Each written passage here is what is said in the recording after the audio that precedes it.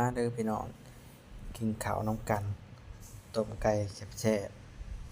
ๆต้มแบบบ้านๆแซ่บอีหลีแม่บ้านเฮ็ดไว้ท่า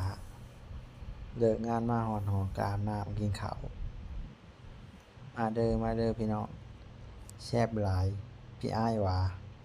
แซ่บแบบยุงคาบช้างบินข้ามแม่น้ำคลองแซ่บแบบเหลือเชื่อพี่น้องเอ้ย